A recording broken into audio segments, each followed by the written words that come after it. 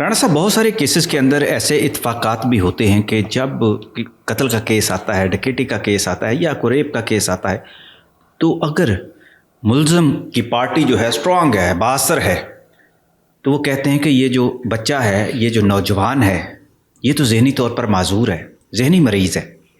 इस पर फिर कानून क्या एक्शन लेता है?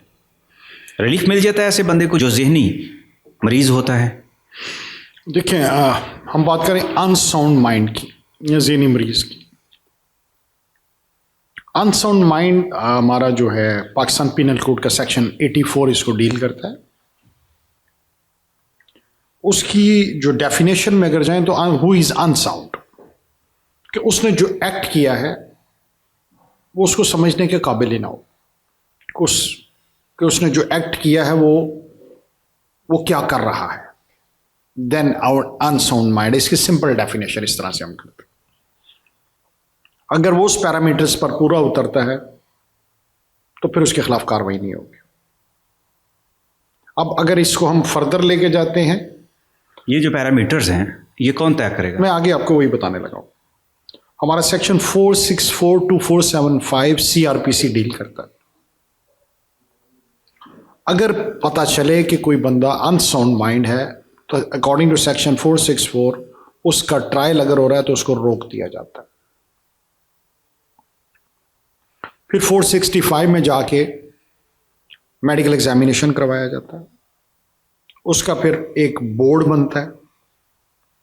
अगर ये साबित हो जाए कि वो अनसाउंड माइंड है तो उसको सज़ा के लिए मेंटल हॉस्पिटल भी भेजा जा सकता है, कि वो अपनी जो सज़ा है वो मेंटल हॉस्पिटल में जाके काटेगा। हाँ, अगर सब्सिक्वेंटली किसी स्टेज के ऊपर वो मेंटली फिट हो जाता है तो फिर उसके खिलाफ ट्रायल रेज्यूम हो जाता है। ठीक है, तो अब मेडिकल बोर्ड का इसमें सबसे इंपॉर्टेंट रोल है कि अगर कोई ये क्लेम कर रहा है तो मेडिकल बोर्ड डिसाइड करता है कि ही इज अनसाउंड, ही और she what ever, unsound mind और नॉट। जेल में रखा जा सकता है उसको? देखें, ये तो स्वाबदीद है अदालत की कि अदालत ने क्या डिसाइड करना है इसके बारे में।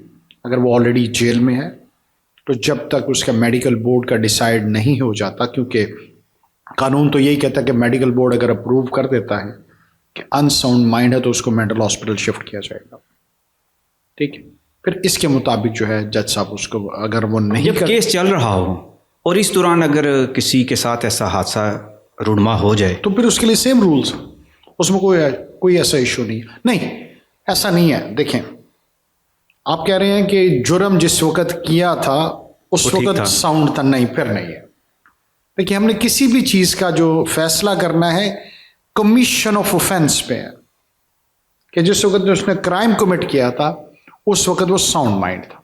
सब्सिक्वेंट हुआ है तो उस पर नहीं हो, क्योंकि इसकी डेफिनेशन क्या है कि उसको समझना हो कि मैं क्या कर रहा हूं। उस वक्त उसको समझ थी कि वो क्या कर रहा है।